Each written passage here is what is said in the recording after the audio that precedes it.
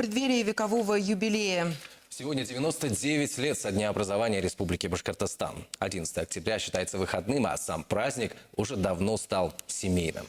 Как его принято отмечать, как был написан гимн республики, какое главное достижение этого дня? Обо всем этом прямо сейчас в специальном репортаже нашего корреспондента. Слово Алексею Медведеву.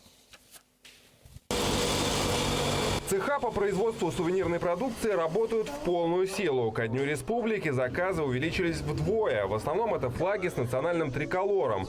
Среди покупателей как госучреждения, детские сады, школы, так и обычные люди, которые хотят таким образом выразить свой патриотизм. Ко Дню Республики спрос флагов увеличился. Ежемесячно у нас флаги покупаются около 100 штук. Этот триколор – ровесник республики. За 100 лет флаг претерпел немало изменений в трактовке и внешнем облике, а современный вид он обрел в феврале 1992 года. Синий цвет символизирует ясность и чистоту помыслов народов Башкортостана. Белый – их открытость и готовность к взаимосотрудничеству. Зеленый – свободу и вечность жизни. Цветок курая символизирует дружбу, а 7 его лепестков – 7 родов, положивших начало консолидации и единению народов, проживающих на территории Республики Башкортостан.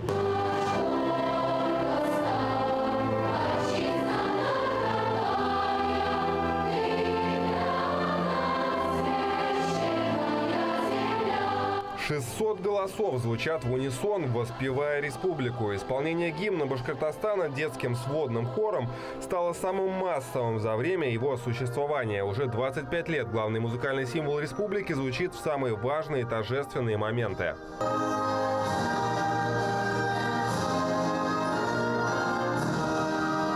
В свое время, рассказывает композитор Флорид Идрисов, он написал эту мелодию всего за одну ночь. Сел за фортепиано, и музыка буквально полилась по клавишам. Я хотел, чтобы эта музыка звучала еще долго, объединяла людей и звала к вершинам и жизни экономической. И я думаю, что все будет у нас прекрасно. 11 октября – важная веха в летописи Башкирии, считают историки. В те времена, когда рушились основы прежнего государства и на этих обломках рождалась новая страна, Башкортостан сумел сохранить основные принципы общественно-политического устройства республики. А 11 октября превратился в национальный праздник. Новый законодательный орган появился – Курултай. Госсобрание Республики Башкортостан. Вузы стали реальными, допустим, вот наш Московский университет, допустим, нефтяной университет, авиационный, другие вузы. Культура стала совершенно другой. Я бы сказал, на самом деле, вот мы видим, сколько ансамблей появилось, реальных, хороших, сильных. Сегодня Башкортостан находится на пороге векового юбилея. В марте 2019-го исполнится 100 лет со дня подписания соглашения Центральной советской власти с башкирским правительством об автономии Башкирии. В преддверии юбилея в регионе реализуется масштабный проект «Столетию Башкортостана. 100 новых объектов». Общая сумма финансирования 46 миллиардов рублей. Да и самих объектов на деле оказалось больше. Их 111. Они возводятся в каждом городе и районе республики. Это больницы, дома культуры, мосты, объекты ЖКХ, детсады и школы. До конца нынешнего года в Башкирии планируют сдать юбилейный 21 объект. Наиболее крупные из них – это школы на 1225 учеников в Стерлитамаке и на 825 в селе Бакалы. На сегодняшний момент вот такое масштабное строительство, оно отражает, во-первых, стабильность социально-экономической ситуации в нашей республике. И, конечно же, этот факт свидетельствует о том, что республика является и будет одним из сильных экономически развитых регионов Российской Федерации. К столетию не только возводятся социально значимые учреждения. 10 октября в деревне Искино, входящей в состав Уфы, состоялся запуск в эксплуатацию наружного освещения. На главной сельской улице установили 35 новых фонарных столбов. Давайте попробуем включить. Да. Включаем. Включай. Ура! Сегодня в деревне, я думаю, двойной праздник. Получилось символично. Ну, наверное, просто так. Это кто-то сказал же из великих, что случайность – это непознанная закономерность. Отсутствие уличного освещения создавало большие трудности в жизни населенного пункта. В темное время суток проблематично было проехать и школьному автобусу, и карете скорой помощи. А люди ходили по дороге только с фонариками.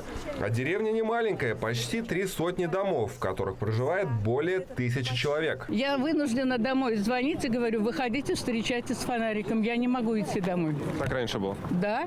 Ну, было страшно идти домой, потому что мало ли что может произойти. Действительно, мы ждали это очень долго. У нас очень много детей, которые возвращаются поздно именно со школы, потому что есть дополнительные внеурочки. С автобусом не всегда не успевает, кто-то остается дополнительно. Хотя бы такое освещение, они могут идти спокойно. Мы уже не так переживаем. Торжества сегодня проходят по всей республике. Основные в Уфе. Конно-спортивный праздник состоялся на ипподроме Акбузат. Гости увидели скачки и заезды с участием жокеев и наездников из соседних регионов. А на площади перед зданием телецентра выступили известные творческие коллективы и музыкальные исполнители.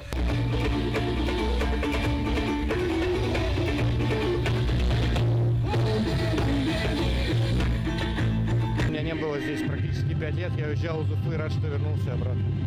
Сразу вернулись, сразу на праздник. Сразу на праздник, ну как же. Очень рады, что у нас есть такой праздник. Если организовывается концерт, то смотрим. Вот. И стараемся его проводить в кругу семьи.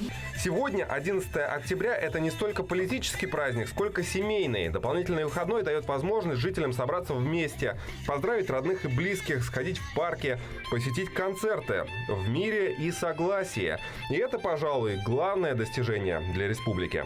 Алексей Медведев, Гульнас Нураева, Александр Соболев, Ренат Искужин, Вадим Исламов. Вести, Башкортостан.